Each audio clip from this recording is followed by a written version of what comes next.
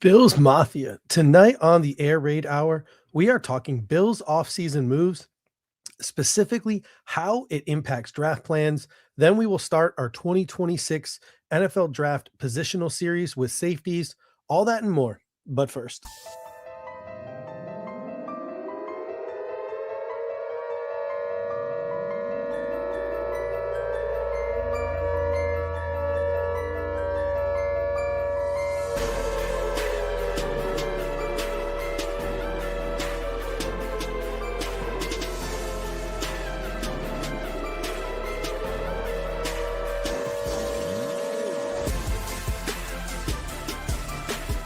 welcome to the Air Raid Hour, a Cover One Network podcast.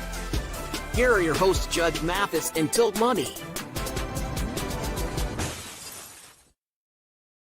welcome in, ladies and gentlemen, to the Air Raid Hour, brought to you by the Cover One Sports Network and Picasso's Pizza. My name is Steve Mathis. You can find me on X at the Bills Guys, and as you can see, no Dave tonight, unfortunately. Life plans got in the way. This is now 3 weeks where life plans for both of us has sort of gotten in the way a little bit. Even had the late start for me here this evening. For those of you who don't know, I live out on the West Coast, so 6 p.m. start time for me. I got a toddler, so it's a little tough getting into the office and starting the show with a 3-year-old running around. So apologies for the late start this evening. And speaking of toddlers and infants, a lot of people have been asking, what's with the new background? I've been kicked out of my West Coast studio because me and my wife are expecting baby number 2, baby girl, in September.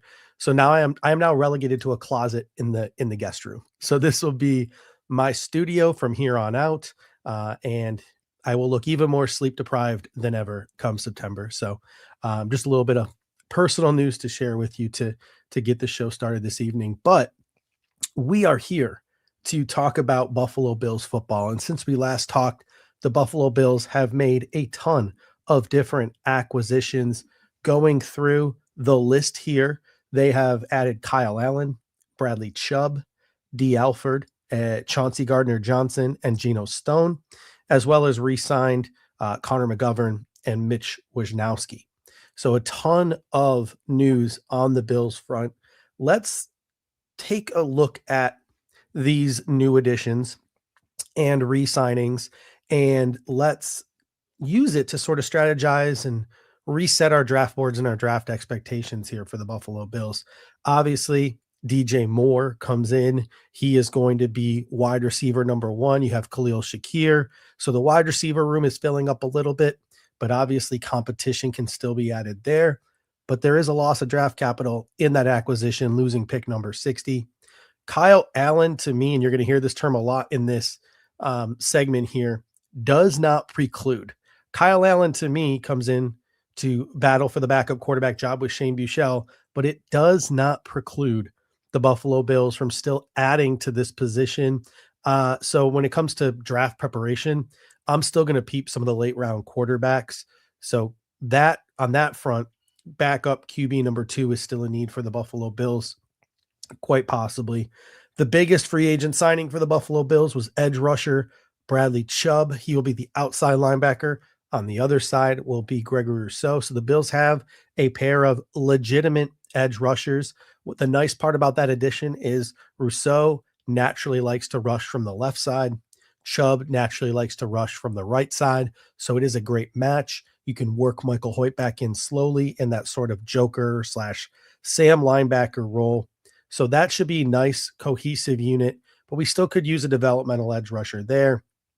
You have D. Alford coming in as your starting nickel cornerback, twitchy mirror match nickel, less stiff than, say, Taron Johnson was as he was getting into his older age, better at man coverage, something that I know Jim Leonard is going to want in his nickel corner.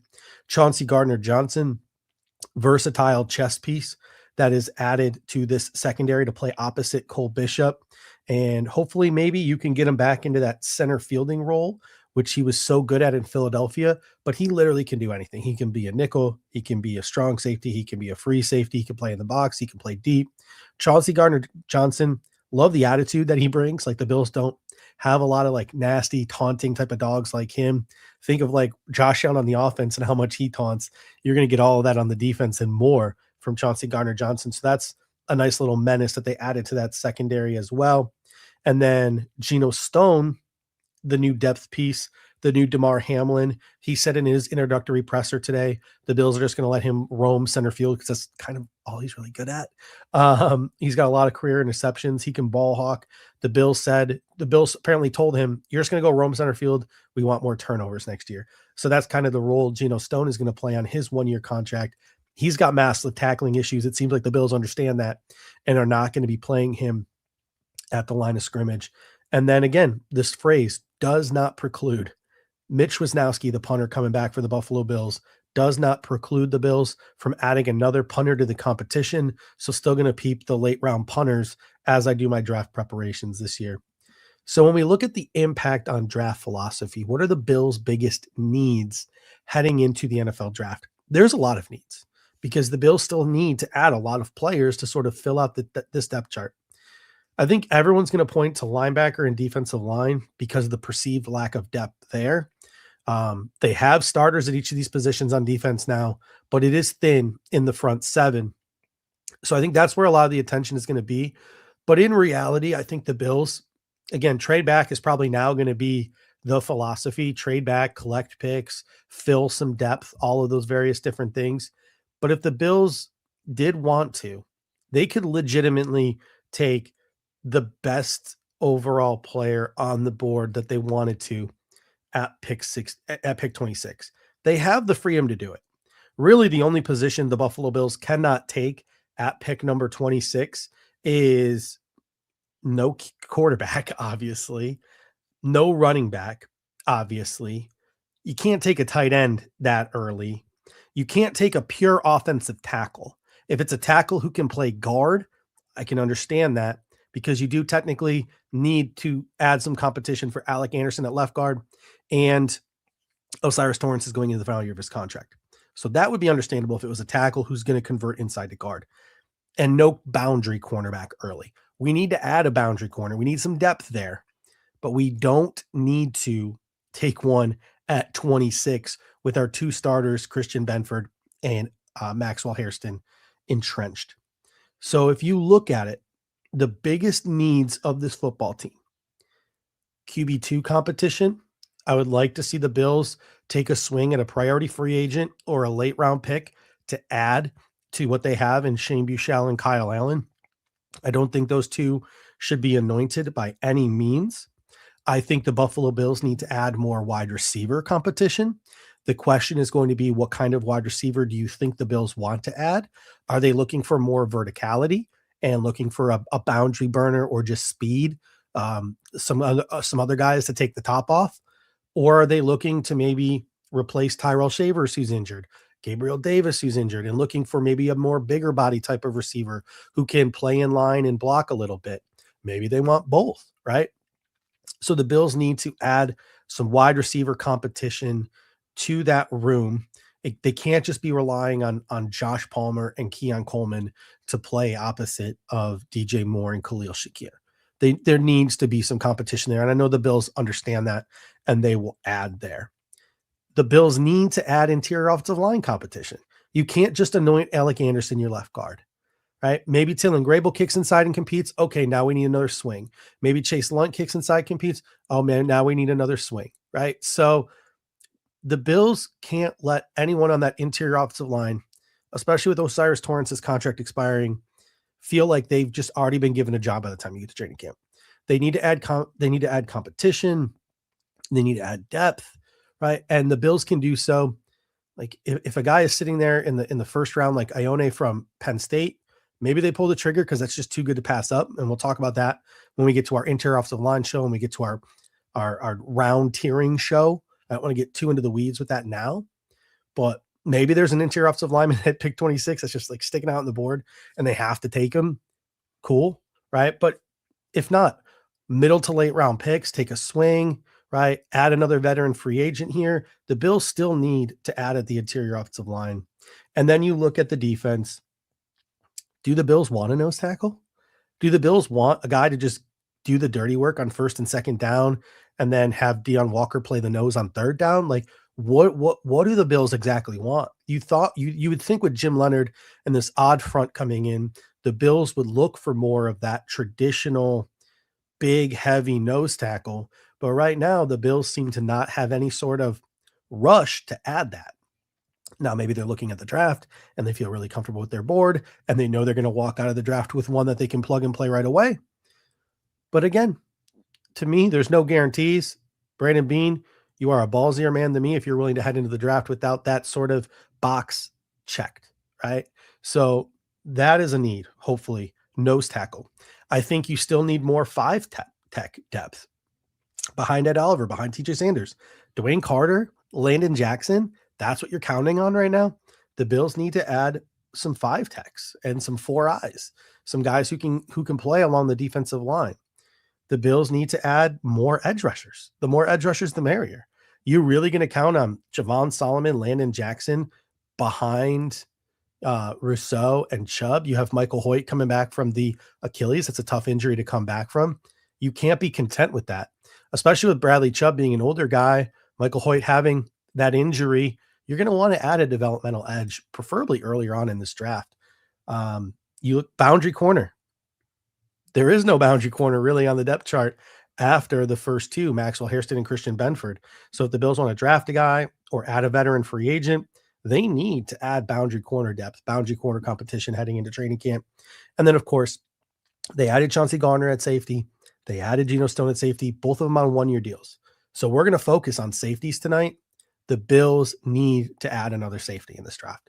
They need to draft one of these young safeties. There are 16 guys that I have a top 150 grade on that we're going to talk about tonight. The Bills got to add there. They got to add a safety.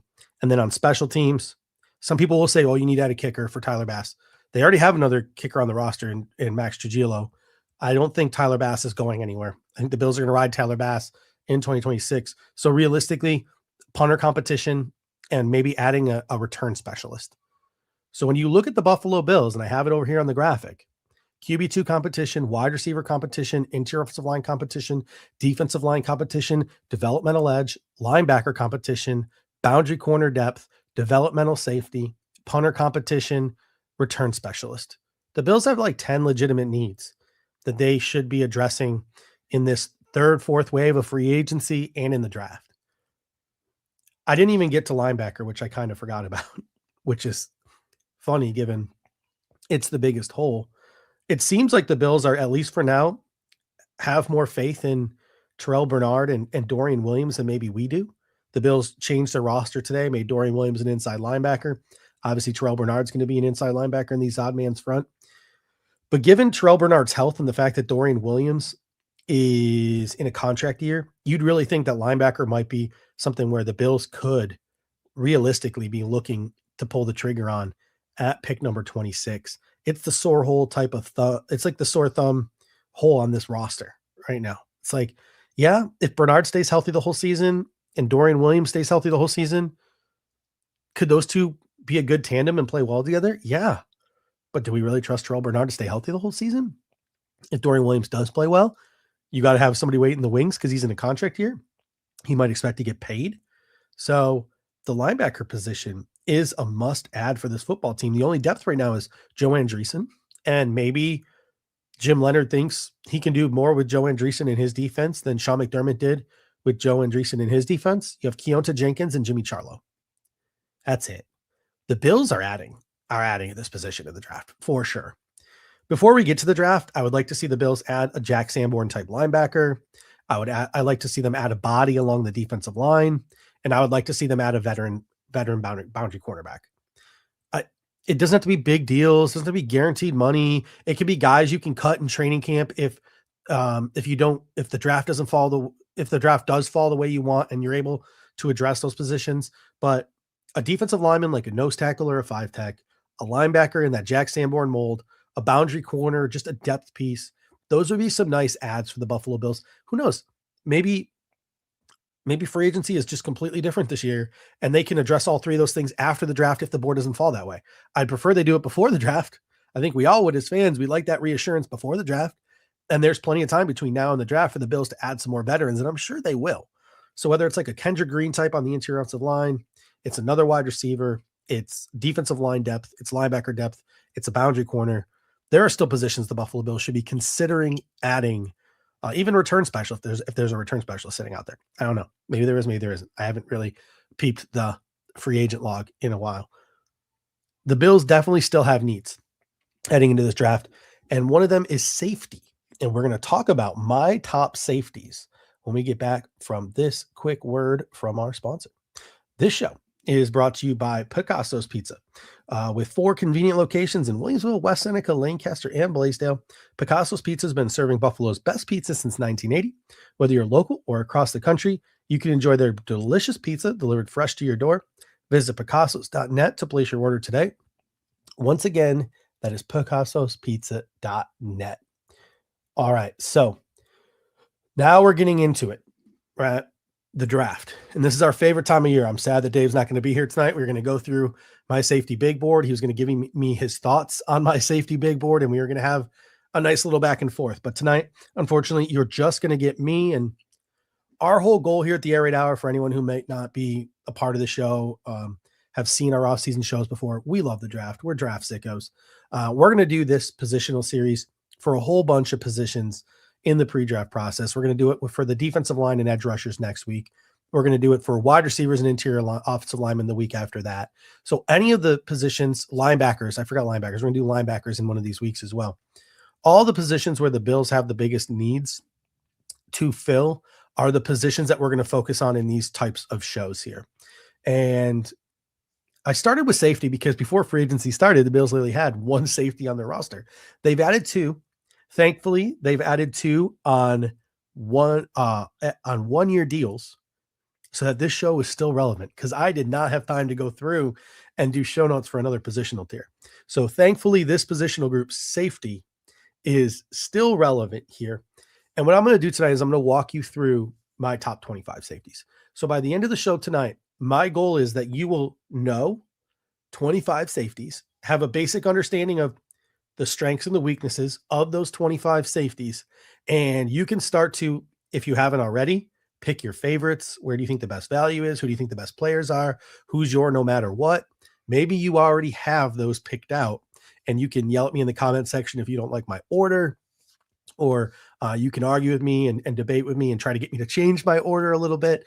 Or maybe I'll just confirm some of your priors, which is always nice if we're confirming priors, right? So that's the focus and the goal of the show this evening. And we're going to start with my top safeties. And boy, the first 3 are fun. So as you can see here, I have the graphic to the right-hand side here. These are my top 16 safeties. This is what I'm starting with. We're going to start with the 3 guys in my top 40 here. Spoiler alert, when I give my overall big board of Bills specific players that I think the Bills could possibly land, Caleb Downs is going to be number 1. All right. I think this is the most overthought prospect in the entire draft. I think he's really good. My NFL comp for him is Budda Baker. So he's a top 15 player in this draft class for me out of Ohio State. 5'11", 206. He's got 30-inch arms. He's got 9.5-inch hands. To me, when you look at Caleb Downs, 5-star recruit to Alabama, transferred to Ohio State. He's a coach on the field. He's talked about as a film junkie. He's got elite IQ and awareness. He's an aggressive tackler. He's phenomenal in pursuit. He's physical in run support. His missed tackle rate is among the lowest in the draft class. He's got elite anticipation skills, and he's got alignment versatility. He's got a lot going for him. As a true freshman, he went toe for toe with Brock Bowers, Alabama versus Georgia. He held his own at Ohio State against tight ends like Terrence Ferguson and Ty Warren in coverage. This is a guy who can erase tight ends. He can play the post. He can play the line of scrimmage. He can do just about everything. And like I said, my comp was Budda Baker. And I think people forget just how good Budda Baker was early on in his career when he was an All-Pro. When you look at the weaknesses of Caleb Downs, his testing and size, not great. Measurables, not great. 5'11", 206, 30-inch arms, 9 hands. But it doesn't really matter for a safety, right? Could he be a better wrap-up tackler? Sure. There are areas of weakness. Everyone's got areas of weakness, things that they can improve upon. Here's the deal. And here's why normally I wouldn't put him on my list, because I don't think the Bills have a realistic shot at him. He's a top 10 player in this draft class. He's going to go like the Derwin Jameses of the world. Like, he's just not going to even be within range for the Buffalo Bills. But then we get to the combine. He didn't work out at the combine. But there's some medicals that showed up for him. A torn meniscus and a degenerative ACL. This is the same injury that slid Will Johnson to the second round last year. So there is a little bit of a glimmer of hope because of these injuries, that if he passes the Bills medical check, but not other teams' medical check, that could drop him down to the board to the Buffalo Bills at 26 or within range for the Buffalo Bills to trade up. So to me, that is why Caleb Downs is going to be my number one overall prospect on my Bills specific big board, because I think he's a top 10 player in this class. And I think there might, even though it's a small glimmer of hope, there is some hope that he could possibly be on the board for the Buffalo Bills at pick number 76 or within striking distance. I pulled a quote here from Dane Brewer of The Athletic here talking about Caleb Downs. He says, Caleb Downs will be dinged for most of his production coming near the line of scrimmage, but when Ohio State used him deep, he showed the same instincts and reaction skills as he did near the line of scrimmage. This is a guy who is just a versatile piece. He can be playing all over the defense. This is the kind of guy you want leading your defense. So Caleb Downs is my number one safety. My number two safety is Dylan Thiemann from Oregon. He pretty much exploded onto the scene at the combine. Now, I know a lot of people knew who Thiemann was before the combine. He was a lot of people's safety too before the combine even started. But man, that athletic testing to go along with Caleb Downs's injury question marks has got a lot of people really pushing maybe Thiemann as safety one in this class. And I think he's squarely in play at pick number 26 for the Buffalo Bills. You look at his measurables: 6 foot, 201, 78-inch wingspan, which is 82nd percentile, 31.5-inch arms, 9-inch hands, 1.52 10-yard split, 75th percentile, 4.35 40-yard dash, 97th percentile, vertical jump, 41 inches, 94th percentile. Just a freakish athlete. He looked insanely fluid in drills like the gauntlet, right? He tested very well. He was probably the biggest winner of the combine, or one of the biggest winners of the combine. My comp for Dylan Thiemann is Javon Holland, who everybody knows in that Gregory Rousseau draft. It was Holland that I wanted at the end of round one in that draft. Now, Rousseau has worked out pretty well for the Buffalo Bills. Javon Holland has had a pretty nice career as well for the Miami Dolphins, and since he's moved on from the Miami Dolphins. But you look at Dylan Thiemann, he's got straight line speed. He's also known as a guy who really hits the film room, is a film junkie, violent finisher on his tackles, instinctive in coverage, excellent range and pursuit. He's got just an 8.3 missed tackle rate. He's played over 24,000 snaps. He has 10 forced turnovers and 302 total tackles in his college career. His freshman, he played a lot at the line of scrimmage at Oregon, but in Purdue as a freshman, he showed off some elite range as a center fielder with 6 interceptions his freshman year. Some negatives, some downsides to his game: can be susceptible to play action and misdirection, inconsistent pursuit angles, shedding blocks can sometimes be a struggle for him. Not the biggest safety in the world at 6 foot 201, but certainly not the smallest either. Matt Bowen, former Bill safety, NFL safety, now a scout for ESPN, says of Dylan Thiemann, post deep half range, ball production, straight line speed, aggressive alley runner, route ID plus play recognition, around the ball for a reason, interchangeable safety in a pro scheme. Very much a valuable player in an NFL defense, and somebody I think should squarely be on the board for the Buffalo Bills at 26. The last player that I have is a top 40 prospect at the safety position. My safety 3 is Emmanuel McNeil Warren. Now, could the Bills take him at 26? Yes. Is he in play at 26? Yes. I'd personally probably feel a little bit more comfortable trading back maybe to the beginning of the second round if we could, and taking him there. But I've seen plenty of mock drafts where this guy goes in the first round. A lot of people are talking up Emmanuel McNeil Warren out of Toledo. He was at the Combine. He was at the Senior Bowl. He was another, I think, Combine winner. 6'3", that's 97th percentile, 201 pounds, 80-inch wingspan, 84th percentile, 32-inch arms, 68th percentile. And for his size, his 4.52 40-yard dash, 62nd percentile, pretty darn good. He looked insanely fluid in the gauntlet drill as well. Another combine winner for me. My pro comp for Emmanuel McNeil Warren is Justin Reed. He's fluid and rangy athlete. He's got length to shed blocks and reach into passing lanes and press tight ends. He's an enforcer over the middle of the field. He does not fear contact. Physicality and run support. Triggers downhill with urgency. Punishing tackler with elite stopping power, 9 career forced fumbles, 5 interceptions, 200 plus tackles, over 1,800 snaps played. What are some of the downsides to Emmanuel McNeil Warren? Not elite weekly competition at Toledo. Missed 5 games in 2024 with a shoulder injury. He does, when you watch the film, have this really weird, excessive bouncing and movement while he's diagnosing the run. Just kind of looks awkward and janky. And he's not going to be a versatile coverage piece in the back end. Like, you're not going to be able to move him around to a lot of different places. So to me, that's a little bit of the downside to come along with all the positives. Matt Bowen, again, of ESPN, had this to say on Emmanuel McNeil Warren. Long frame, on the ball production, strikes on contact, explosive forward ability, split field range, physical and run in the run front, quarters, cover 3, fit. So again, very specific fit for Emmanuel McNeil Warren. He talked about the combine, about how he studied how the Seahawks used Devin Witherspoon and Nicky Manwari. So maybe in the pros, he can get a little bit more versatile. Who knows? So my safety number 3 is Emmanuel McNeil Warren. So that right there concludes the top 3 safeties on my big board.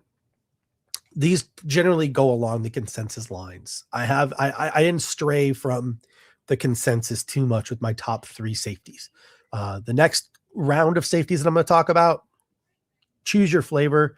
It's going to be fiercely debated. It's all kind of like what kind of safety you're looking for, what kind of safety you like. Because these next guys, 4 through 8, 4 through 12, all very similar, but all have very different skill sets. So those are the guys who are in play at 60. This next group I want to talk about are my top 75. These guys land in my top 75. The only problem for the Buffalo Bills is they pick at 26 and 91.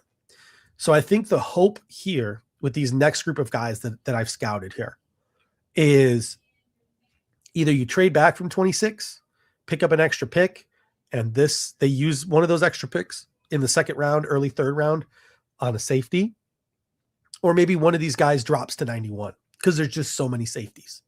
Like I said, I got 16 in my top 150. So that is sort of what we're looking at here. And any trail boss comes in and says he wants a center fielder with size. So let's take a look, see which one of these guys sort of meshes with that. So my number 4 is Zakee Wheatley out of Penn State. My number 5 is Traden Stukes out of Arizona. My number 6 is Jalen Kilgore out of South Carolina. My number 7 is AJ Halsey out of LSU. My number 8 is Keontae Scott out of Miami. And my number 9 is Genesis Smith out of Arizona. All of these guys fall inside of my top 75. So I think they are legitimate second rounders, early third round caliber players, day 2 guys. When you look at Stukes, Kilgore, and Scott, they have a lot of alignment versatility. They can play nickel. They can play safety.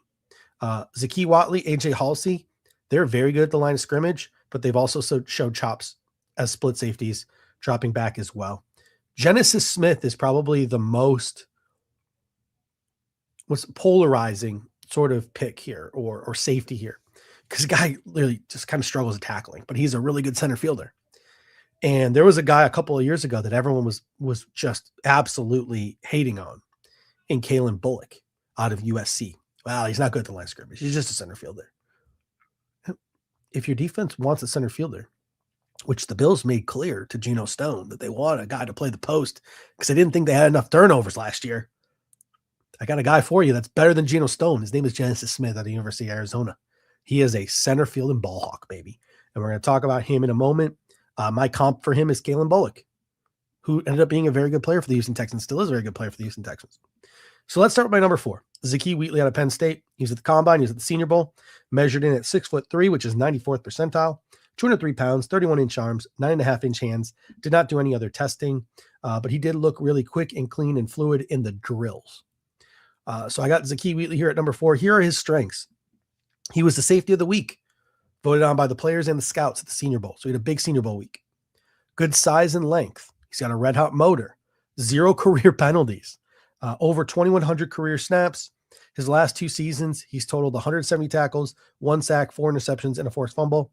He shows good route anticipation, ball tracking down the field. He quickly flows to the football and delivers punishing hits.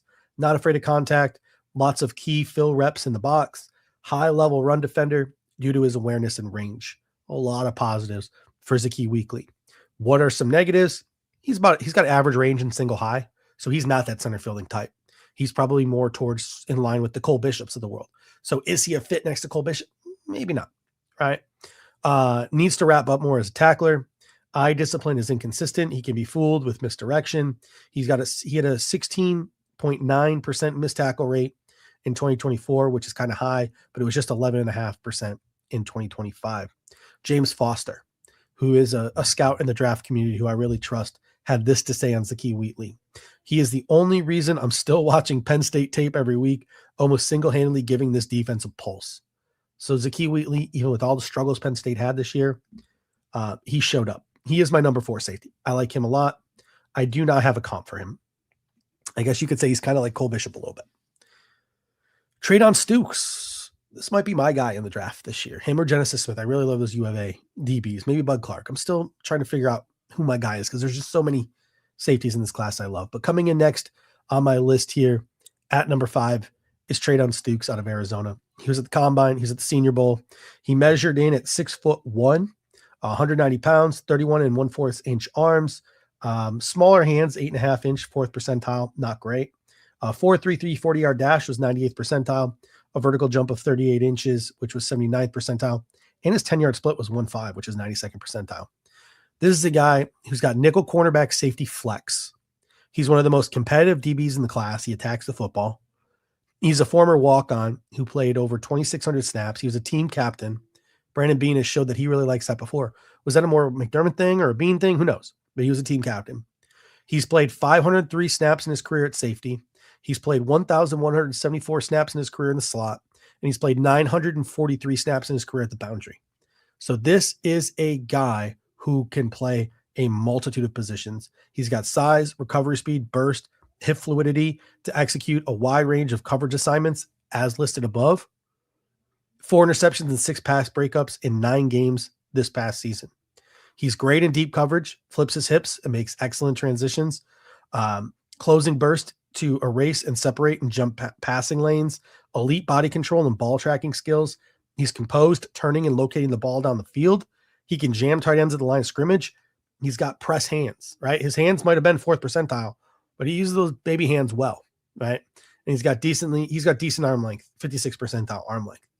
Physical feeling run lanes down the line near the line of scrimmage.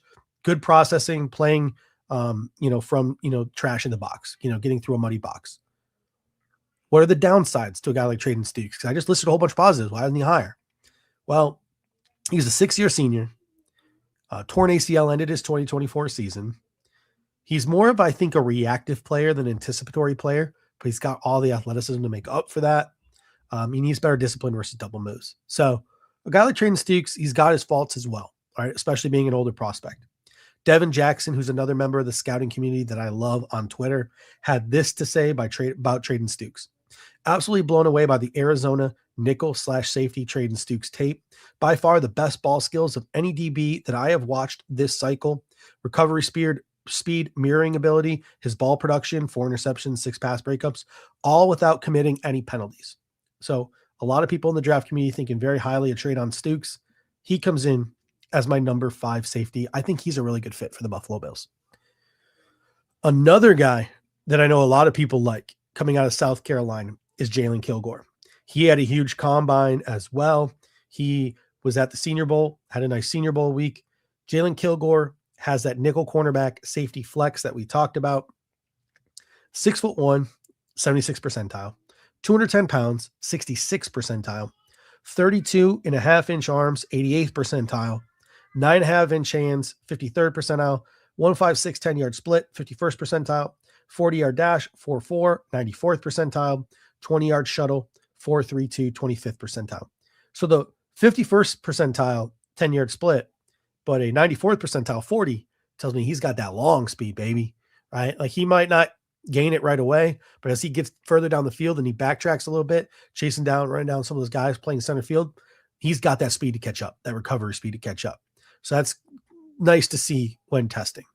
Obviously, I already mentioned his nickel safety flex. He's got over 2,200 snaps played in his 3-year college career. He's got top end speed. Over the course of the season, he has reached up to 23 miles per hour on the GPS. He's got good hip fluidity to turn and carry vertical, as I mentioned, with some of that speed testing. He's got really good ball tracking skills, good vision and anticipation in zone.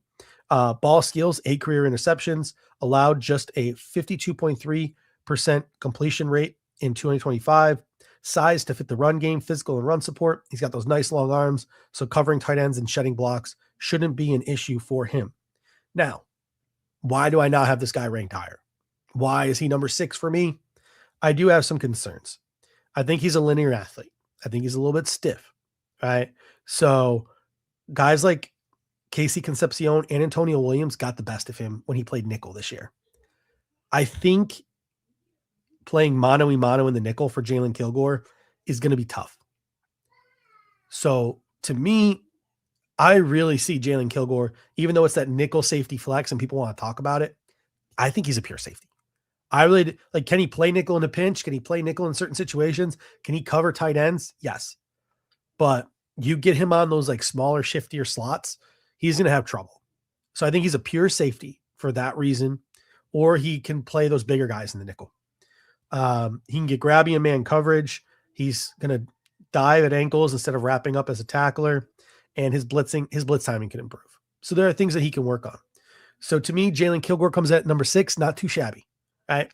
If the Bills traded back and took him somewhere in the 40s, I would not be the least bit upset by it, by any of these guys, right, that I'm mentioning here. A couple people now have mentioned Robert Spears Jennings. I'm going to get to him. To me, he's a day 3 guy, and I'll talk about why when we get to him. So he's not in my top 16. He will fall somewhere between, I'm not sure off the top of my head, but he's going to fall somewhere between 17 and 25 for me.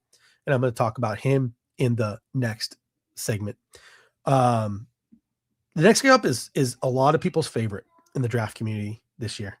Like I see a lot of tweets about this guy in the timeline, and that is AJ Halsey out of LSU. Combine guy, Senior Bowl guy, 5'11", so 28th percentile height, 215 pounds, 82nd percentile weight, arm length 30 inches, 23rd percentile, 10-yard split 162, 21st percentile, not great, 40-yard dash 452, 62nd percentile. Again, testing for safeties, not that big of a deal. And the thing you're getting with AJ Halsey is he very much looks like a box safety and has the reputation of a box safety, but he's certainly got plenty of reps dropping back into coverage that tells you that he's more of a, he is a split safety. He's not some box only safety. And we'll get into the full scouting report here. He's got football intelligence, over 2,800 career snaps played, good ball skills, has 10 career interceptions. He's very instinctive in zone coverage. He, again, with that 215-pound frame, physical and run support, consistently taking on good pursuit angles, above average playmaking upside in coverage, 1.36% interception rate, 2.717 pass breakup rate over the course of his career, above average at limiting negative plays in coverage, 57.5 passer rating when targeted in his career, decent run production upside, a 4.6 run stop rate over the course of his career. In 2025, he had 88 tackles, 3 picks, 4 pass deflections, and 1 forced fumble. So he filled up the stat sheet. What are some of his issues? Lacks ideal length. Obviously, he's got 23rd percentile arms, 28th percentile height. Needs to wrap up more often instead of just going for the kill shot. He's over aggressive in pursuit, which can lead to open rushing lanes. And he had a 15.8 missed tackle rate in 2025, which is not great, right? So there are some issues with AJ Halsey's game, even though a lot of the positives drown that out. And a lot of these things can be cleaned up, right? Some of them not so much. The length thing is always going to hurt him. But a lot of these things like the over aggressive in pursuit, going for the kill shot instead of wrapping up, the missed tackle rate, that stuff can be fixed. All right. So that's why I got AJ Halsey number 7 on my list. Number 8. on my list is Keontae Scott out of Miami. Measures in at 5'11", which is 40th percentile, 193 pounds, which is 34th percentile. He's got 76-inch wingspan, 63rd percentile, 31-inch arms, which is 47th percentile, and a hand size that is 79th percentile, 9 inches. Now, I just said AJ Halsey was 28th percentile and Keontae Scott is 40th percentile, is because I do believe when I went into mock draftable, I had Keontae Scott listed as a DB, not a safety. I forgot to switch that over. So that is why there's a percentile difference there. Keontae Scott probably is going to be a nickel in the NFL. And that's the question you got to ask yourself is, as a Buffalo, as Brandon Beane, as the Bills, do you project Keontae Scott as a safety? Can he play enough safety to justify taking him? They've now added D. Alford. But he does have alignment versatility, nickel cornerback and safety. My pro comp for him is Alontae Taylor, who just got paid in free agency. He's got over 2,000 career snaps, awareness and zone coverage, quick to read and react, very punishing physicality for his size. He's a plus run defender. He is a menace versus screens, effective on the blitz, special teams experience. He had a productive 2025 season for the University of Miami, 64 tackles, 5 sacks, 2 interceptions, 2 forced fumbles. So he filled up the stat sheet. What are some things that are some downsides to Keontae Scott's game? Turns 25 in August, missed some time in 2025 with a foot injury, 20.3 missed tackle rate in 2025. Not great. Man coverage is inconsistent, struggled to mirror routes. So again, this may be more of a zone guy. And so is that mirror match a match with Jim Leonard? Who knows?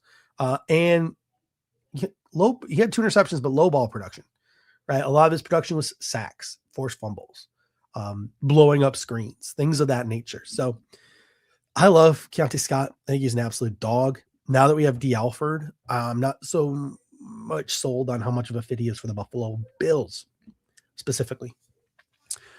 Up next, number 9 on my list is Genesis Smith. And this is, again, one of the more polarizing guys in this draft class. He withdrew from the Senior Bowl to deal with an injury, but he was at the combine. 6'2", 202, that's 91st percentile, and 31st percentile, 79-inch wingspan, 91st percentile, arm length of 32 inches, that's 81st percentile. He had vertical jump of 42, that's 98th percentile. So he had himself a very good combine. Again, my comp for him is Kalen Bullock. Good size and length. He is a rangy center fielder who gets to top speed quickly. He has got A+ ball tracking ability. He is capable with those long arms in man coverage. Over 1,700 career snaps played. He was a team leader and a captain at U of A. I really respect Dalton Johnson, Genesis Smith, and Traden Stukes for sticking it out there at U of A, even after their head coach left for Washington, whose name I'm blanking on, Jed Fish. They didn't leave. They stayed. They had a bad year. They didn't transfer. They came back, and they had a really great season here at University of Arizona. So to me, that says a lot about all 3 of those guys, why I'm a big fan of all 3 of those guys. He's a team leader, a team captain, quick to trigger downhill. So he's definitely capable in the run game. 2 seasons of starting, he's got 141 tackles, 4 forced fumbles, 4 interceptions, and 14 pass breakups. Right? He is a great athlete, as the Bunker Break says in the comment section. He did fracture his foot in 2025. He played through it. That's why he withdrew from the Senior Bowl to deal with that. Inconsistent tackling technique, 20.1 career missed tackle rate, not great. Susceptible to play action fakes. He's got some pursuit angle inconsistencies as well. So to me, if you're looking for the center fielder, we have Geno Stone, but let's cut Geno Stone and draft a guy in the second round who's 10 times better than Geno Stone. That would be Genesis Smith, right? That is the center fielder you're looking for. So if you are looking for that post player, that guy to just hawk center field and pick the ball off, it's Genesis Smith. That's the prospect you're looking for in this draft class. So to me, that's just my thoughts on that. A lot of people will ding him and say, well, he's not going to be great at the line of scrimmage, and he's just allergic to tackling, and he doesn't want to get in that mess. Don't disagree with you. I don't. But guess what? He's really effing good at center fielding. He's really good at it. Just like Kalen Bullock was really good at it. And D'Amico Ryans made that work in Houston. Put a bunch of dogs in front of him and just let him go play center field. Made it work. Made it work. So to me, that is why Genesis Smith lands in my top 75. I kind of want to wish I had him higher. I might actually move him ahead of Keontae Scott, Bills specific, just because as I was talking about Keontae Scott, I kind of in my head realized, like, I was really high on Keontae Scott before D. Alford. Probably need to lower him a little bit. So Genesis Smith probably moving up to number 8 on my Bill specific board. But that rounds out my top 75. The guys in my top 75, which is just an absurd amount. 9 in my top 75 is absurd. It's obscene. This is a great safety class. Right? Like, and apparently, again, I haven't looked too much into it, but people have told me next year's safety class is even better. Oh boy. Right? Like, I'm getting excited because I love safety play. I love non-value positions, baby. Talk to me about guards, safeties, and linebackers all day. I'm content. Nose tackles, I can talk about nose tackles all day. So now we're moving into my top 100, right? These are late day 2 guys. So to me, some of these guys that I'm about to talk about, the guys I just talked about, if they drop to 91, oh boy, take them. There'd be value at 91, in my opinion. These other guys, I think around 91 is where they should go. Late day 3, early day 4. If they're sitting there at 126, that's really good value in my opinion. And these last 3 guys, 10, 11, and 12 in my top 100 are Bud Clark out of TCU, Jalen Husky out of Maryland, and Kamari Ramsey out of USC. Any other year, I feel like I say this, like every time someone comes to talk to me about a safety, they're like, you're not high enough on this guy. You're not high enough on this guy. And I'm like, dude, I know. I don't disagree with you that I'm not high enough on this guy. But guess what? The safety class is just freaking loaded, man. What do you want me to do? Like, pick your flavor. So any other year, Bud Clark will be higher. Any other year, Jalen Husky will be higher. Like everyone knows how much I love DTD Rabbit in that Cole Bishop draft. That was a weak safety class, in my opinion. I'd be talking about Jalen Husky like that. I'd be making multiple clips about Jalen Husky in any other draft. But he's my safety 11. And I love Kamari Ramsey out of USC as well, even though he's got some ball production issues, and we'll talk about that. Again, you don't get Genesis Smith, and you're looking for your center fielder, Bud Clark. Bud Clark, baby. That's who you want. He was at the combine. He had a good combine. He was at the Senior Bowl. He had a great Senior Bowl. 6'1", 59th percentile, 188 pounds. A little thin. 31-inch arms, 46th percentile. 156 split, 51st percentile. 4'4", 140. Really good for him. 90th percentile. So again, not the greatest 10-yard split, but a really good 40-yard dash. Got that long speed, baby. That ball tracking speed. Vertical jump 38 inches was 79th percentile. So when you look at Bud Clark, over 2,700 career snaps played, 3-time team captain, ball tracking A+, ball skills with over 15 career interceptions. He's got great awareness in zone coverage. He's a solid run defender despite his 188-pound frame, quick to read and react. He's got special teams experience. He was sticky in man coverage at the Senior Bowl. A lot of positives for Bud Clark. The negatives, 6-year senior is going to dig him. Lighter frame is going to dig him. Dives low on tackles a lot. That's going to ding him. 7 penalties in 2025. That's going to ding him. Again, he's another guy where it's just anytime there's just a guy who's just like, put him in center field, my comp is always going to be Kalen Bullock. So my pro comp for Bud Clark is also Kalen Bullock. Just, it's not even like, I'm not even going to lie. I didn't even look at the frame or anything like that. It's just put him in center field, let him go pick off passes. That's Genesis Smith. That's Bud Clark. That's Kalen Bullock. Don't overthink it. Do not overthink it with these guys. Now, obviously, you have to have other elements in place in your defense to be able to just drop a guy in the center field. So I understand the limitations there. Not for everybody. That's what's going to drop some of these guys in the draft. Not for everybody. Some people are looking for pure split safeties. Some people already have a guy to center field. They're looking for a box, a scrimmage guy, et cetera, et cetera. They're looking for that versatile chess piece like Nick Worry. And these center fielders, man, they just drop. They always drop. So go get that center fielder. Next guy up here, Jalen Husky, Combine and Shrine Bowl.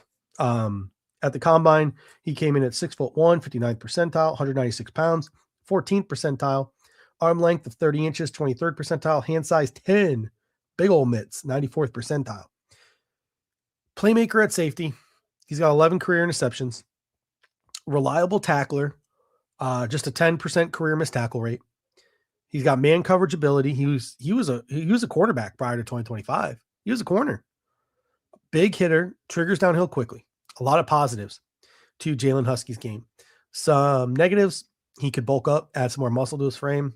He can get fooled by misdirections, and he really hasn't shown much as a blitzer. This was a quote from him at the combine, though. Great quote from Jalen Husky. This is what you want to hear from your safeties when they're talking. He said at the combine, up at the podium, when you come across the middle, I'm not trying to be your friend. When I take on a block, I'm not your friend. Those are the things that you're looking for a safety to say. So he said all the right things at the combine in that regard. Jonah Tolles, another pundit in the draft community, had this to say on Jalen Husky. His tape is super fun. Love his range, closing speed, and ball skills. He's very aggressive and physical coming downhill. Just tends to over pursue because of that. An intriguing free safety prospect worth day 2 consideration. So again, maybe I'm lower on Jalen Husky than I should be. Maybe I should be a little bit ballsier. I should move him up a little bit. I know Chris Trapasso has him as like his 3rd or 4th safety, maybe. I haven't peeped his rankings in a while, but I know he has Jalen Husky very, very high. So, yeah, Jalen Husky. Maybe I'm sleeping on him a little bit. I have him as top 100 players. I'm not sleeping on him that much. But yeah, out of Maryland. If the Bills take him, end of day 3, and we're at 126, hell yeah. Hell yeah. I'd be very excited. This next guy, I feel like has seen his stock dip a little bit from being considered like a fringe first rounder heading into the season. And that is Kamari Ramsey out of USC. He was at the combine. He was at the Senior Bowl. He clocks in at 6 foot, which is 40th percentile, 202 pounds, 31st percentile, 30-inch arms, 30.5-inch arms, 157 split, which is 51st percentile, but a really nice 4.47 40, which is 78th percentile. My comp for him, if you guys remember this player, was Reggie Nelson, right? His size profile is very similar to Reggie Nelson out of the University of Florida back in the day. Versatility to play corner or safety. He was a nickel cornerback in 2025. Not the greatest tape in the world. It wasn't bad, but it wasn't the greatest tape in the world. He's not a nickel. He's a safety. He played nickel out of necessity at USC. He was a fringe first-round guy that people were talking about as a safety, and then USC stopped playing him at safety. So you could get immense value in this draft in a guy like Kamari Ramsey. Doesn't turn 22. We talk about all these 6-year guys. This guy doesn't turn 22 until late August. He's a big hitter, physical against the run, rarely missed tackles. He's got a 3.2 career missed tackle percentage, or not career, excuse me. In 2025, he had a 3.2 missed tackle rate. Solid in coverage, very good game IQ, great timing at the catch point, fluid hips, good recovery speed, and people talk about him as a great leader at USC. A dude that guys rallied around. He transferred from UCLA, came in there, and that defense got a lot better the last couple of years under Lincoln Riley, at least better than it was before. So a guy like Kamari Ramsey had a lot to do with that. What are some of his downsides? Isn't as physical as many other top safeties in the class, limited ball production with just 2 career interceptions. Eyes can get caught in the backfield. And he had a 20.8 missed tackle rate in 2024 while playing safety. So that's something you got to figure out. Is that missed tackle rate when he was playing safety? Jordan Reed from ESPN, again, another guy in the draft community who I really love, had this to say on Kamari Ramsey. One of the more well-rounded 2026 prospects that I've watched, wears every hat in the secondary, easy mover, range as a free safety, brings it in run support, extremely smart with route recognition, and attacks the ball. So got that stamp of approval from Jordan Reed, which is pretty important to me. So that rounds out my top 100. And now we're into my top 150, the final 4 guys that I have here at the bottom of the screen. VJ Payne, Jacoby Thomas, Dalton Johnson, and Bishop Fitzgerald. I like all of these guys. Now, some of these guys are very niche. Some of these guys have some work to do in some other areas. These guys probably aren't starting right away for your football team. Some of these guys might have safety 3 sort of ceiling, but they're still good players.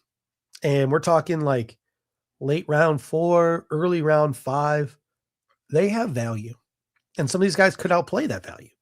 The first 2 guys that I have, even though I don't think they're as good of a players as 15 and 16 in terms of ability right now, they have a higher ceiling than the 2 guys who are 15 and 16.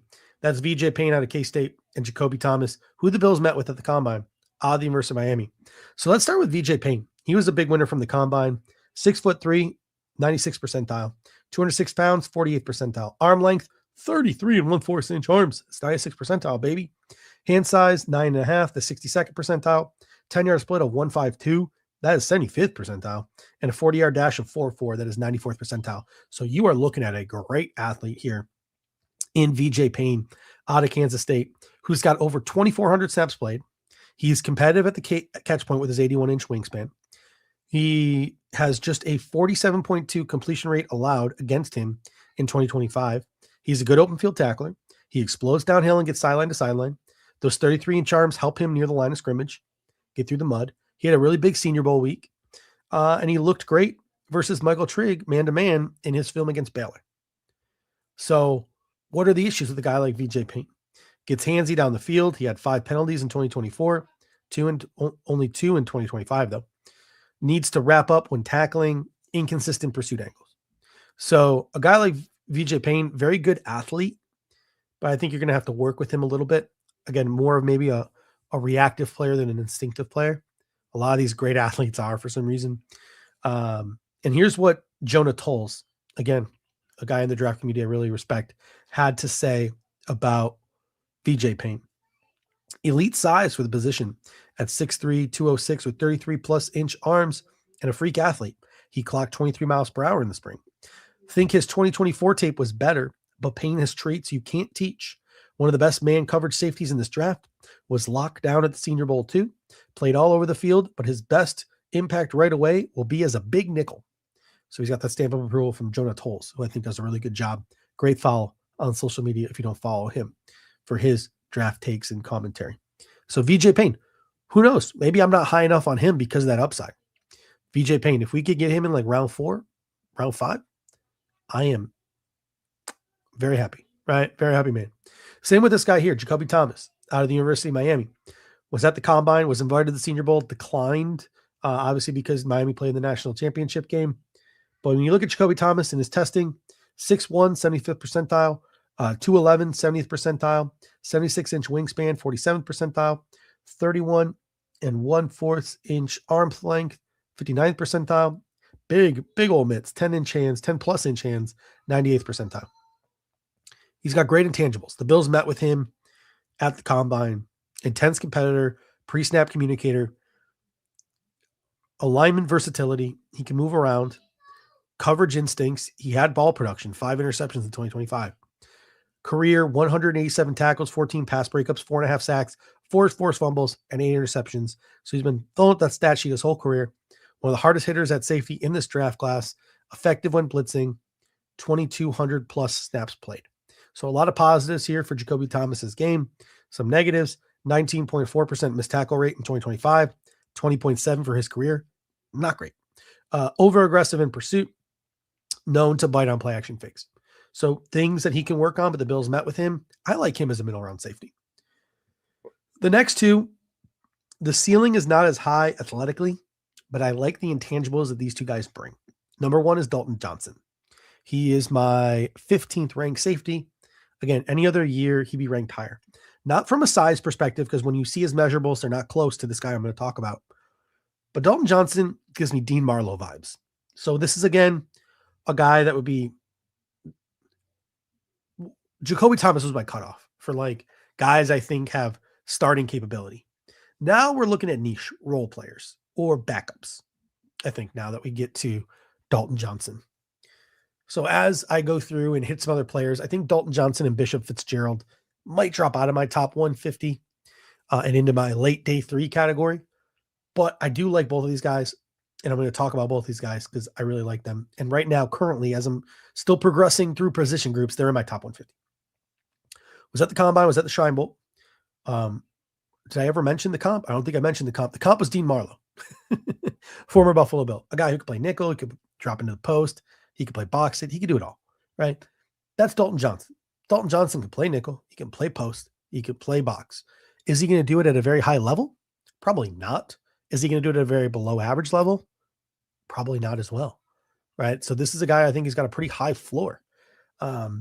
He's 5'10", which is 12th percentile, 192 pounds, which is 7th percentile. Arm length of 30 plus inches is 23rd percentile. 34th percentile hand size.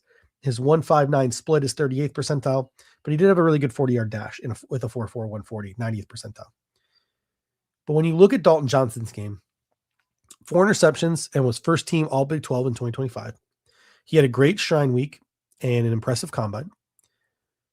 Again, I mentioned it earlier when I talked about Stukes and I talked about Genesis Smith. They stayed when Jed Fish left.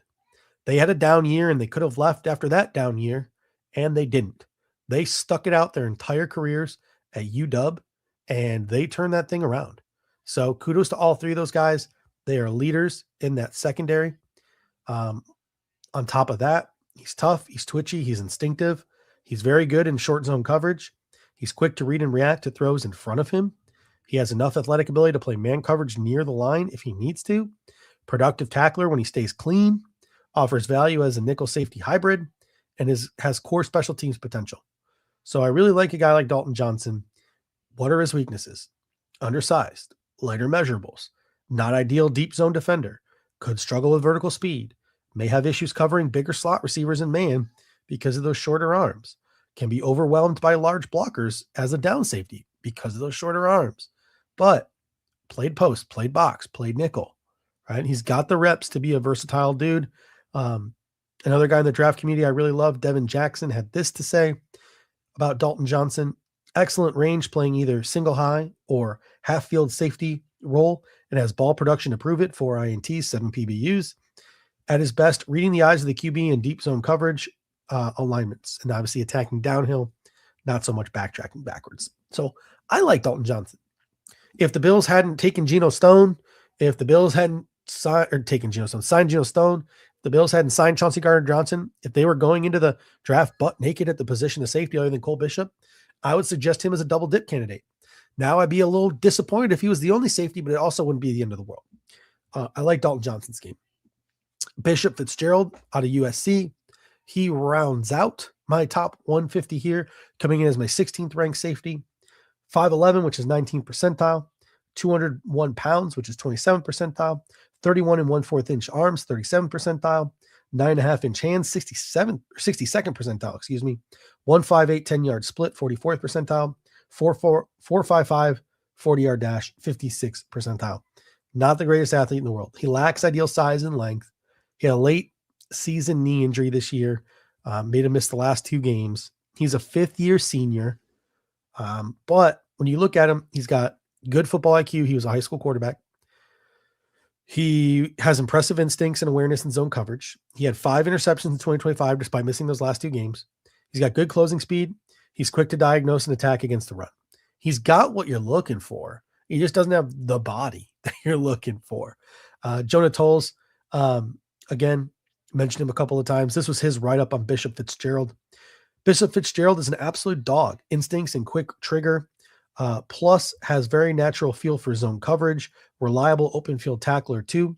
Most comfortable as a single high or robber. Easy top 100 guy if he tests well. And I don't think he tested great. Not that safeties need to test great. I don't have as high of a grade as Jonah Tolles does, but I do have him right now in my top 150. But I think him and Dalton Johnson might etch out of it a little bit as I start to get to some other guys at some other position groups. But I love me some Dalton Johnson. I love me some Bishop Fitzgerald. I think they got it between the ears, man. It's just their body isn't what some of the bodies of the guys in front of them are. So that's now going to move us out of my top 150. And that's going to move us into some of my day 3 guys. This is guys rounds 5 through 7. I get it, right? I get it. Anything earlier than that, I'm not so sure that I get it. And you can see my 17th through 25th ranked safeties here. These rankings, they have not been finalized. I keep going back and forth between some of these guys. Again, the safety position is so tough. Linebacker too, because it's like, it's pick your flavor. And sometimes it's like, man, I would love to have a split safety list, a box safety list, a free safety list. I'd love to have a weak side linebacker, Sam linebacker, Mike linebacker list. But then you're like, well, he's a Mike, but he can do this. He's a Sam, but he can do this. He's a weak, but he can do, like, it just gets so convoluted. So at the end of the day, you're just like, he's a linebacker. He's a safety. But you note inside of your assessment the variety that they give you as a player, the versatility they give you as a player, and that could affect their rating within your rankings. So a lot of these guys have some fun niches. We're going to go through them here over the next 15 minutes or so to close out the show. I'm going to start with a guy who I think is pretty slept on. Yeah, I am kind of low on Michael Taft. Maybe I am too low. And like I said, these aren't final ratings. I'm going to get to Michael Taft. I like Michael Taft. So, but let's start with Ahmad Moses here out of SMU. Shrine Bowl guy, combine guy, 5'9", so first percentile height. Not very tall. It's definitely why he's a guy who isn't talked about as much.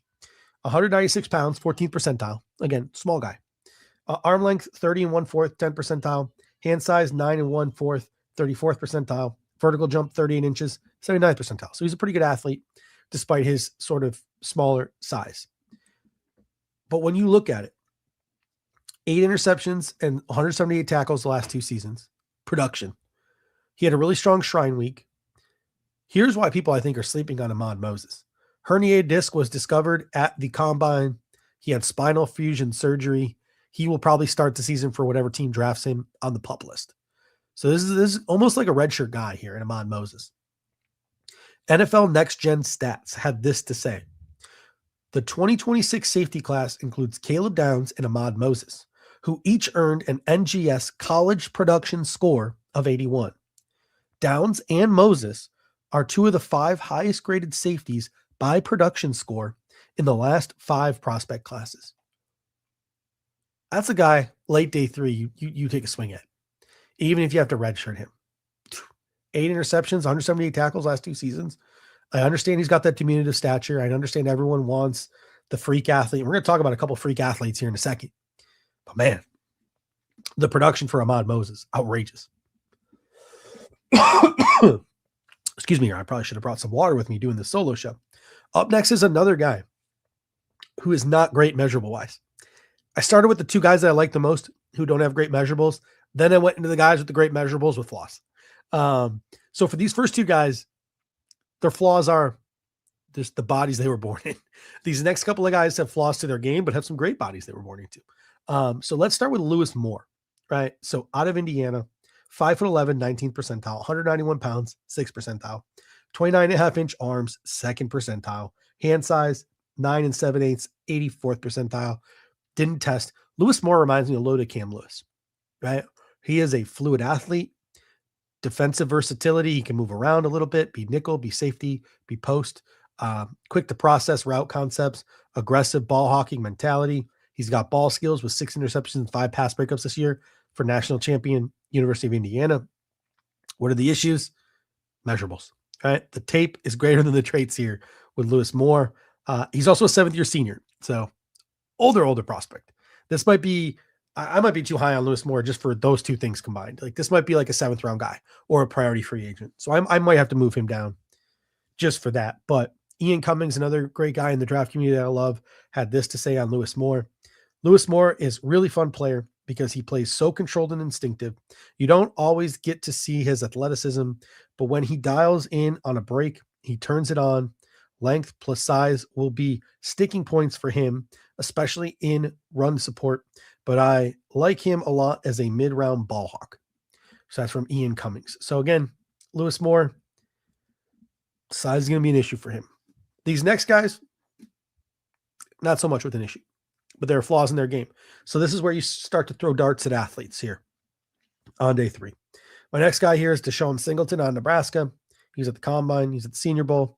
6'3", 94th percentile. Weight, 205, 44th percentile. Arm length, 32 plus, 88th percentile. Hand size, 10 inches, 89th percentile.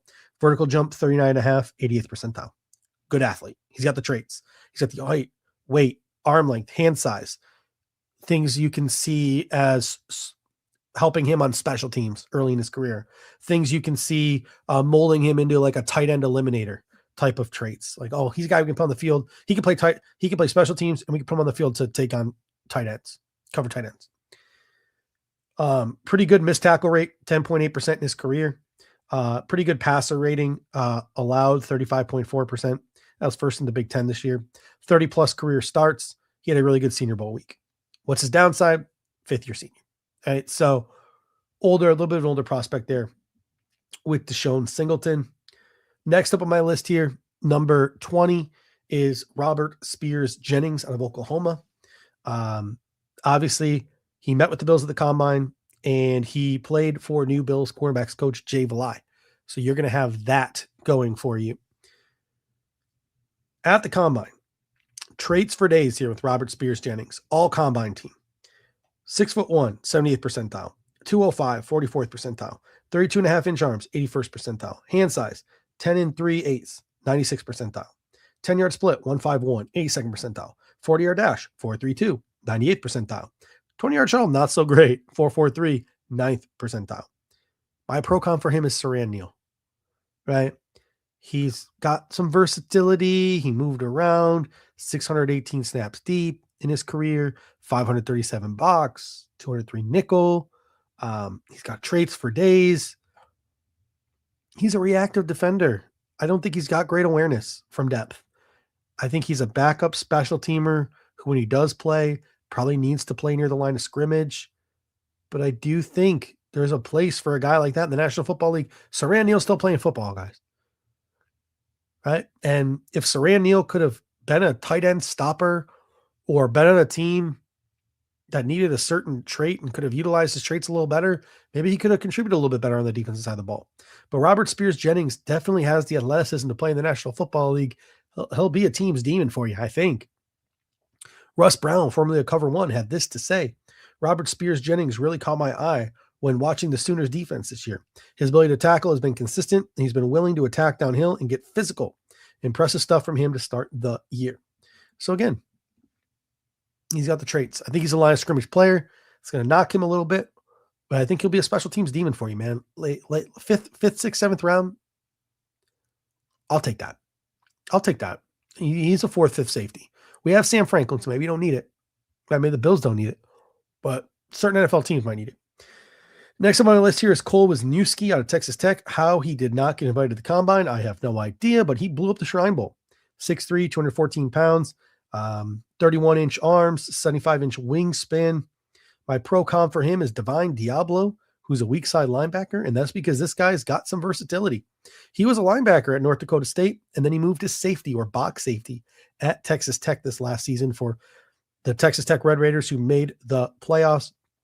He was a first-team FCS All-American when he was at North Dakota State. His 8 interceptions at North Dakota State as a linebacker set a single-season NDSU record in 2024. He's got ideal size, he's got ideal length. He's quick to diagnose and react. He's a punishing tackler. He's a reliable open field tackler. He's got special teams experience. He's got over 100 career snaps played. There's a lot to like about Cole Wisniewski. What are some of the downsides? Played at a lower level of competition prior to the 2025 season. 6-year senior. Wasn't invited to the Combine, so you kind of know how the NFL community might feel about him a little bit. Some people say like, oh, well, because there's that Landon Jackson from Navy too. It's like, well, they're trying to hide the guys by not inviting them to the Combine. If that's true, F those scouts, dude. F those scouts. They are a-holes for not giving those kids a chance to show their stuff. But he's also got an injury history. Two times he's injured his foot in his college career, plus he's torn an ACL. Injury history will be a knock on Cole Wisniewski, but rounds 5 through 7, hell yeah, pull the trigger on a guy like him. I think he could be a good special teams player, a good sort of just kind of rogue type of player to throw in your defense and give you some different looks. Xavier Nwampa out of Iowa. That pronunciation could be wrong. I haven't looked it up. I'm not going to lie to you. I was going to look it up before the show, and I did not do it. But Xavier Nwampa out of Iowa. He was at the Combine. He was at the Shrine Bowl. 6'2", which is 92nd percentile. 208 pounds, 57th percentile. 30 3/4-inch arms. That's kind of short, 20th percentile. Hand size, 8 1/4. That's very tiny, 1st percentile. 10-yard split of 162, 21st percentile. 4.48 40 though, 78th percentile, pretty good. My comp for Nwampa is Jamin Sherwood, who's carved out a pretty nice career at the New York Jets as a weak side linebacker. He's got pseudo tight end traits in my estimation. He's another guy where you draft him and you're like, well, maybe he can be a middle of the field robber. Maybe he can be a tight end eliminator. He definitely has some punt cover talents. He's actually a really good punt coverage guy on special teams. He's going to get drafted just for that. And then you ask yourself, can we carve out a role for him on defense somewhere? Maybe, but everyone drafts guys like that with the best intentions and it doesn't really work out. I know the Broncos had Hufanga this year, who roamed around everywhere. So maybe one of these guys, they can see a little Hufanga in some of these guys and think they can play him. Not to the rate in which the Broncos played Hufanga, but maybe like, oh, bring him in for some packages to some Hufanga type stuff. Reactive defender, in my opinion, not an anticipatory defender, lacks ball production in his career.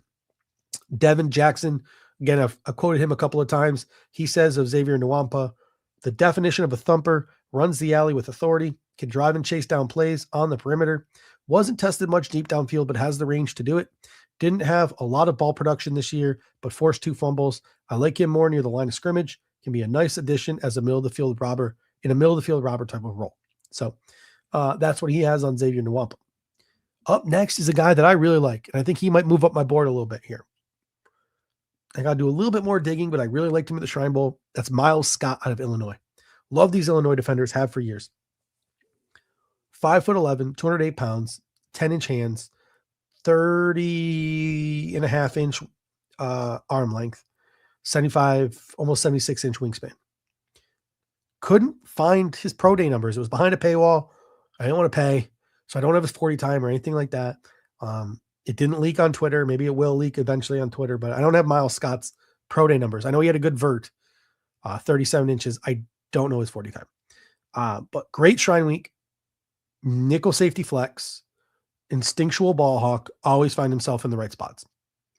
John Blair, who was at the Shrine Bowl, had this to say about Miles Scott. Illinois' Miles Scott showed loose hips and good drive on the ball today during individual drills at the East-West Shrine Bowl practice. Those traits, along with his ball skills that produced 3 interceptions, should allow him to fit as a free safety with the right team. I like Miles Scott. I got to do more digging on Miles Scott, but I really like him. And I think he could rise up my board before we get to draft season. Next up, I got Michael Taffy. Again, another guy whose pronunciation, I'm not going to lie to you, I don't know. Very unprofessional of me, and I apologize.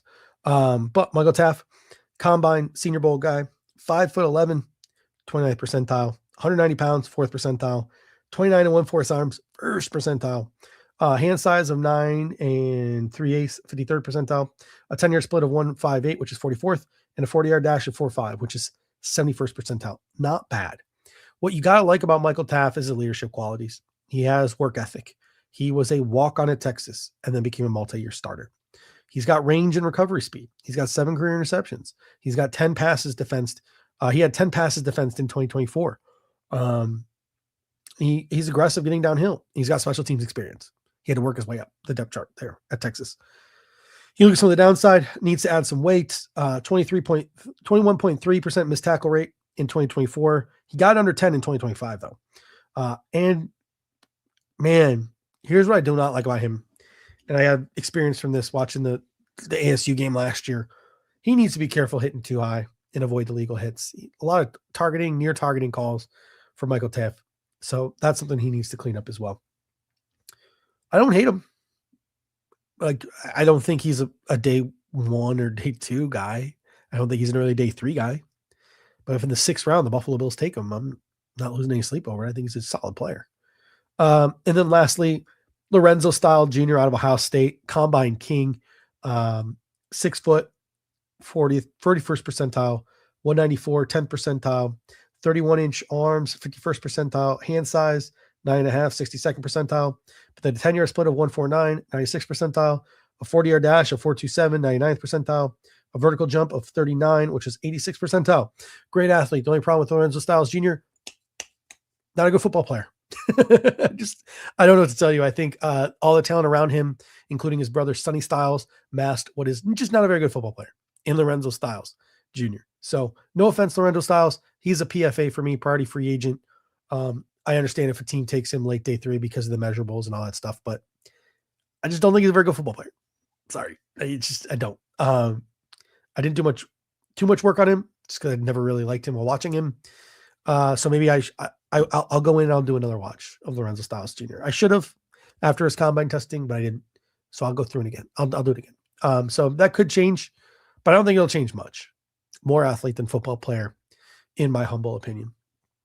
All right. So thank you guys so much. I can't believe I rambled on for almost an hour and a half on safeties, but safeties, linebackers, nose tackles, interior offensive linemen.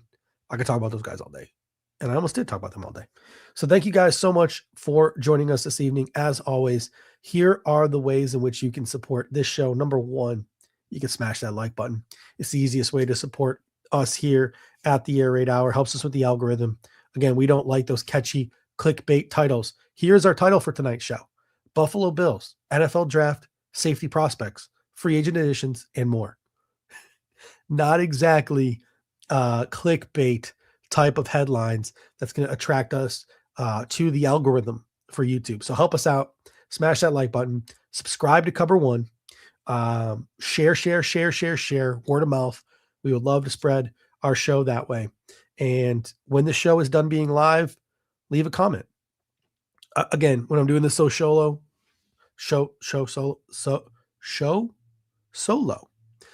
I struggle a little bit reading the comments. So I apologize for that. We love to interact and engage. And when we do these things solo, we definitely don't do that with the comment section enough. So I do want to apologize for that and just be forefront and honest with you. It's just, I struggle to look at my notes, think about what I'm talking about, and look at the comment section. So I see things the corner of my eye and I try to address them. I don't pull them up like I normally do when there's two of us. So I apologize for that. So if you had something to say and we missed it, leave a comment after the show is done being live, and I will get back to it over the course of the week. Give me any questions on any of these prospects. Where do you think I'm right? Where do you think I'm wrong? Who do I need to take another look at?